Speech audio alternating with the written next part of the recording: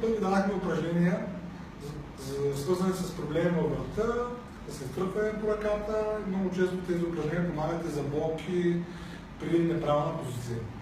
Хора, такива проблеми са много. Хора, които работят в офис места, счетоводители, банкери, какви не други позиции, които предимно ежедневието много седеш. При дългото стояние много често се изгражда една неправилна позиция, защото тази позиция е лесна за тялото, отпуска се, мускулатурата не се стяга, отпуска се и по този начин пациентите свикват да седят в един порочен кръг и този проблем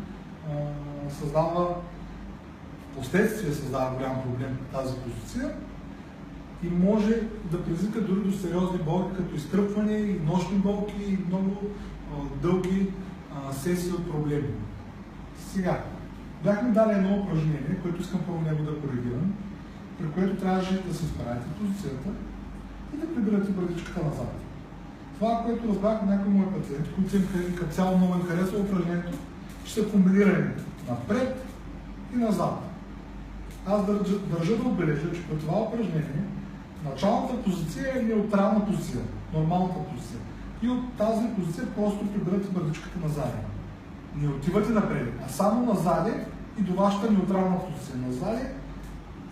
Това упражнение е страхотно, обаче по някой път няма достатъчно добър резултат или има много временен и краткотраен резултат.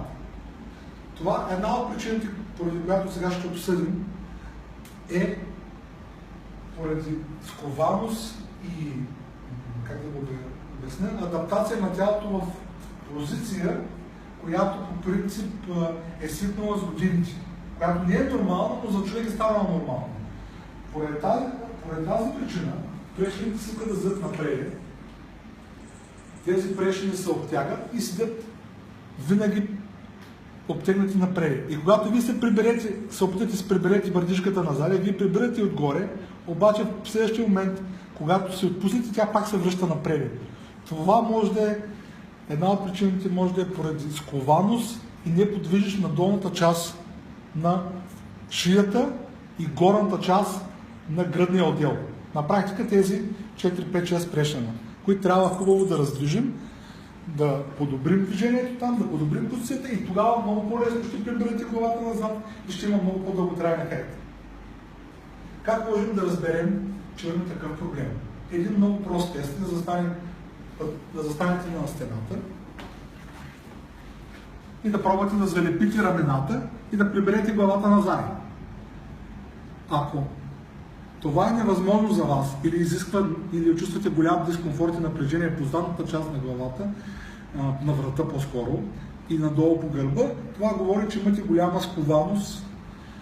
Ако въобще не може да достигнете до тази позиция, това говори, че трябва да работите доста усърдно и проблема е доста сериозен и впоследствие може да ви създаде доста проблеми. Как може да работите по този проблем? Един от вариантите е да сложите краката малко по-напред, да залепите главата и да повдигнете тялото без ръце.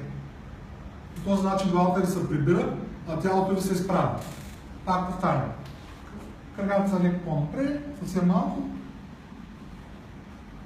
Избутвате. Тялото без ръцете са отпред, даже по-добре е, за да не си помагате, да ги сложите тук, задържате колкото можете и отпускате.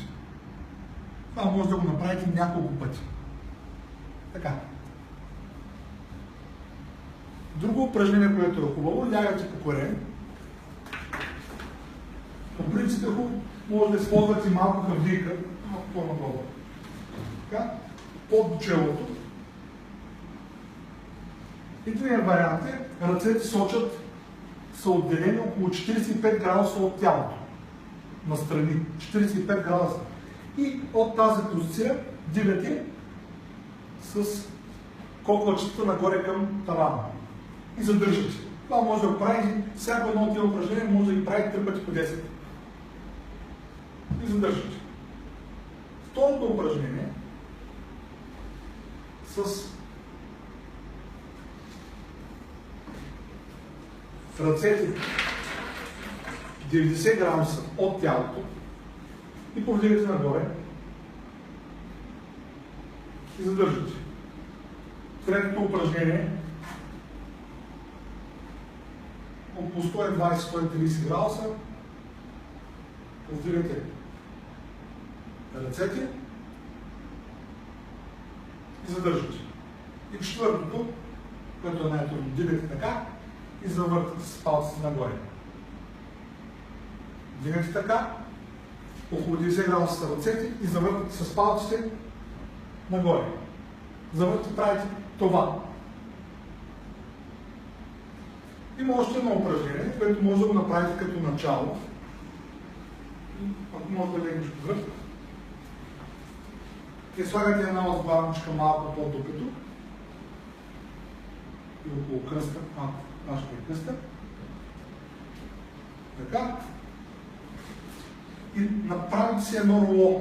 Под формата на руло може да го направите от по-голяма хавлия или от дебело дяло, също става, и го слагате по дължината на гръбнака и главата. По този начин това руло избутва гръбнака на практика, да го обясня на схемата, за да може да си го представите, да може да се свити. Може и да се спънат, не е толкова голям проблем. Рулото избутва гръбнака напреде и тази скованост и гърбица, която се е появила, с времето тръгва да се адаптира, но това трябва да го прави да седите доста време така, примерно половин час, един час. Когато си почувате, вместо да лягате нормално, лягате по този начин. В началото вярвам, че ще бъде твърде дискомфортно, но с времето гръбнака ще се адаптира и няма да има никакъв проблем. Пак, като е много важно рулото да стига до главата да е добре подпряна, раменете да отпуснете така, че да висят и по този начин гръбнака ще бъде избутан от рулото. Това бяха някои кратки съвети при проблеми с скованост в тази област при хора с дългостоящи професии.